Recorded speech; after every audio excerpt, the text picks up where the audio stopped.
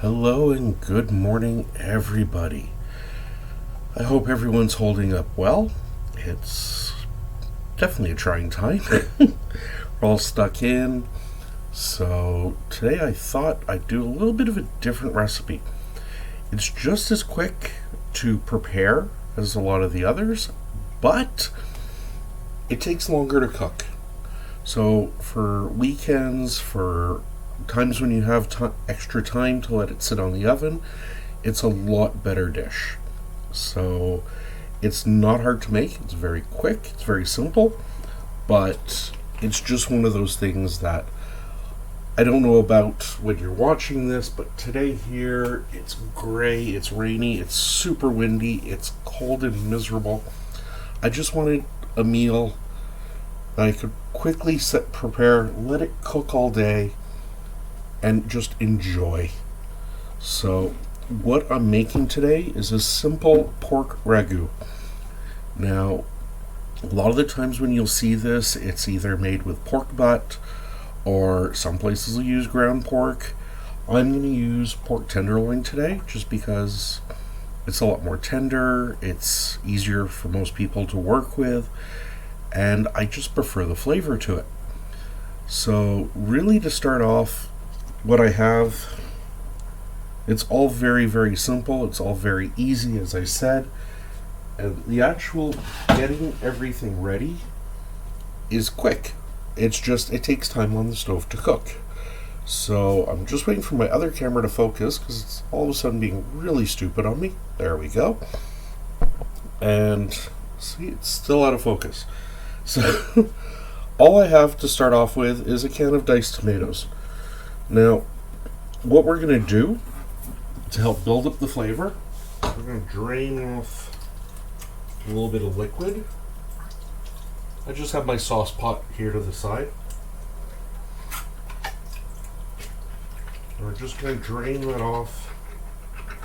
Come on. Because there's a lot of flavor in there from the tomatoes, but there's a lot of water in there. So we want to sort of get rid of that water. So we're going to put that. I'll make sure I turn on the right burner here. We're going to turn that on medium-high heat. That'll start evaporating some of the water. A little bit later, we are going to add the rest of the tomatoes and everything else that go with it, but for now we can just start by reducing that. Next, we have our pork tenderloin. There is, whoops, let's try and do this so we can all see. There is the silver skin on here that we do want to try and remove some of. It doesn't all have to go, but it'll just make it a little bit easier. So just get your knife under there. Then, as you see, I've just got my finger under it, holding the knife up, the blade upwards. We aren't trying to remove the meat as much as we're just trying to remove that silver skin. This is something that, regardless how long you cook this for, it's never really going to break down or go away, and it's just going to make things tough and pretty gross. So let's just get rid of it while we can. A sharp knife comes in handy, as with any time you're cooking in the kitchen. And there we go. So that took just a few seconds to do. We're going to take our pork now. What we're doing basically is we're just going to brown this up. I have a fry pan to the side with some butter. I'm just going to cube this. Being pork tenderloin, it's super tender. There's not a lot of fat. Great flavor. And on those days when you really don't have a ton of time, you can do all this in the morning, throw it in your slow cooker. Dinner is ready. Get back, cook up some pasta, or put it over some rice, and you're all done. So as I said, I've got my fry pan right beside me. We're just going to grill that up. I'm doing it in batches because I want the meat to cook quickly and I want it to brown. I'm not trying to... I just want to sear the meat right now. I want to build that little bit extra flavor up. While that's cooking, I'll just get a pepper chopped and ready. This will go into our sauce.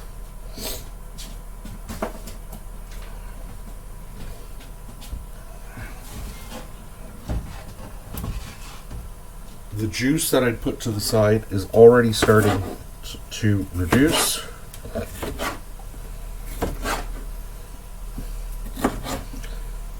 Peppers, just going into nice little bite-sized pieces. They're going to cook down and get extra soft as well.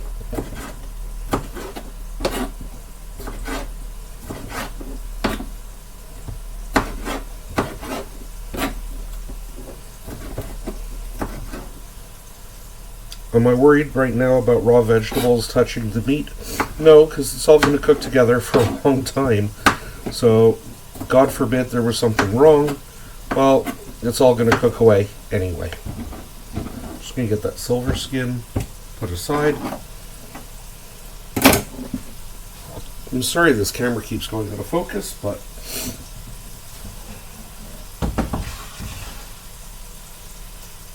my water here, the juice from the tomatoes, whoa, so much steam, has reduced, sorry, I was trying to show it to you, has reduced almost to like a syrup. So that's not going to take long at all. You'll see also I haven't seasoned the meat. I haven't done anything to it.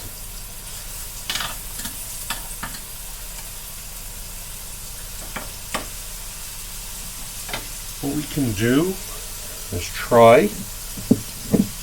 Sorry for the earthquake cam. Whoops. We'll edit that out, I think. But there, now you can see just got this pork cooking up nicely. I just want to get a bit of color, a bit of sear on it.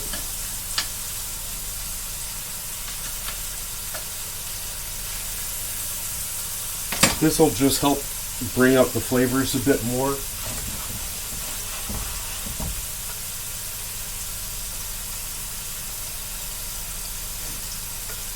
Now, the pot that had the liquid going, great also way to clean out the fridge.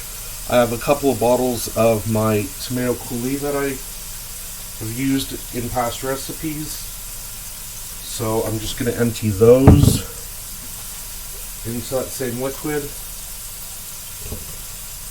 So what we're really doing is making like a meat sauce, but we're doing it using a pork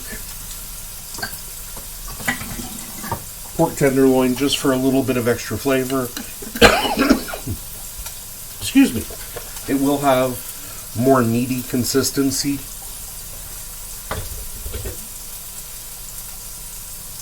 And this is a very traditional way that it would be served.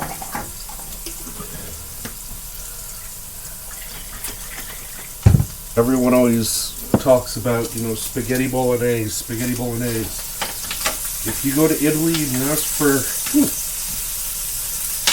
a bolognese, you're going to get something very similar to this. It's going to be a slowly cooked, braised beef in a tomato sauce that's served like a stew. If you ask for it over pasta, they're going to bring you a bowl of buttered pasta,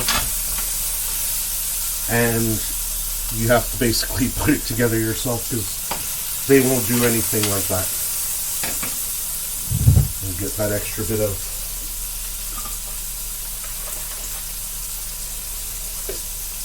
rinse in there.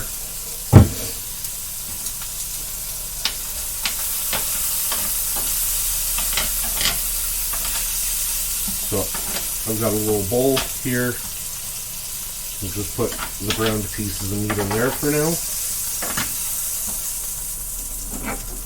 get some more of that pork cooking. If you overcrowd the pan, what happens is the meat basically steams. It doesn't brown, so it's not going to get those same flavors. That's why we do that. In my sauce pot now, I'm also going to add that can of tomatoes that I had open.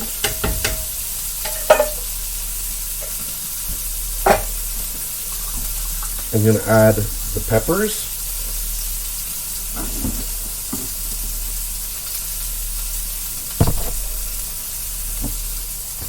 And get a spoon in there.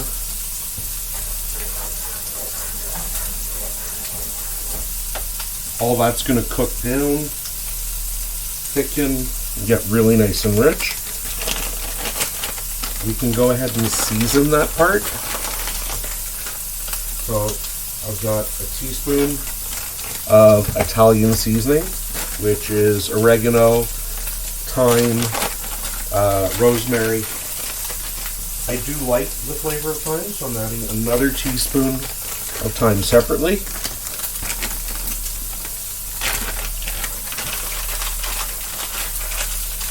And here I've got about a tablespoon of garlic powder.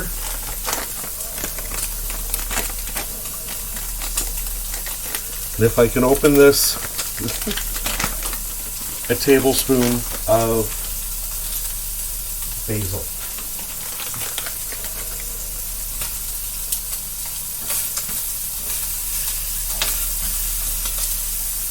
Try not to do like I just did and leave your tongs on the side of the pan, because they will get hot.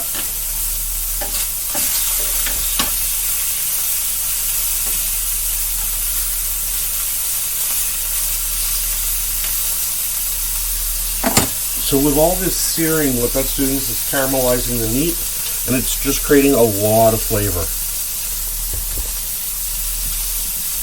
I'll add a little pinch of salt to our sauce base and a good healthy dose of black pepper.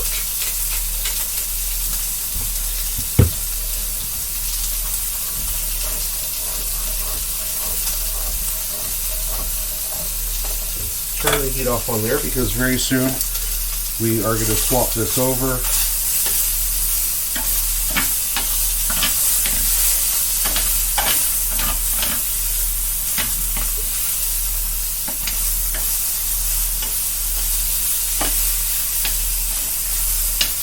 And that's it. All this meat now goes into the sauce. I'll pull over now. Whoop. The previous batch of meat that we cooked up.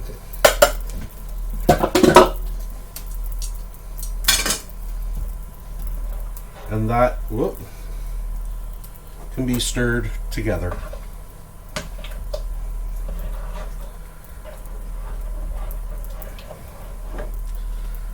We've just made a whole sauce in roughly 10 minutes. The longer this cooks, the better it's going to be.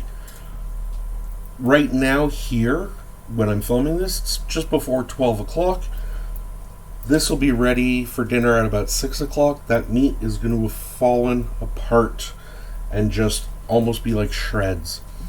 Once it's ready, before I have dinner, what we are going to do is we'll show you the finished product, we'll show you the serving, and of course we have to give it a taste test.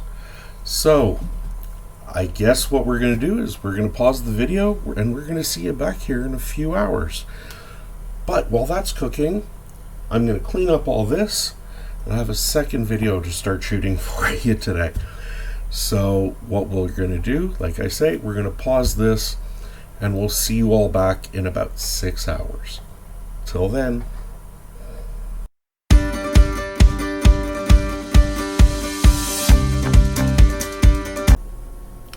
Hello everyone and welcome back. We've done it.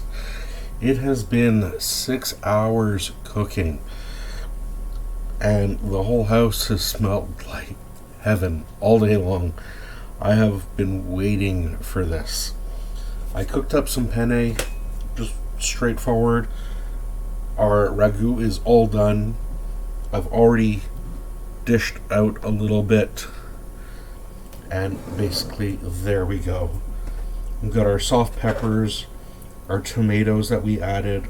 Everything is nice and thick, but that pork that we added before, now is just literally falling apart as we put a fork into it.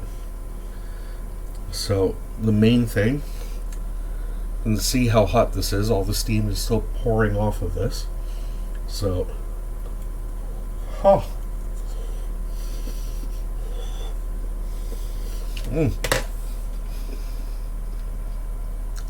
sorry, but even I didn't think it was going to be that hot.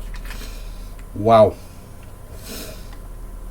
All the flavors came through. Nothing is fighting with each other. Nothing is overpowering. It's just pure heaven. So when you have the time, give this a try. If you want to do it quicker, use the ground pork.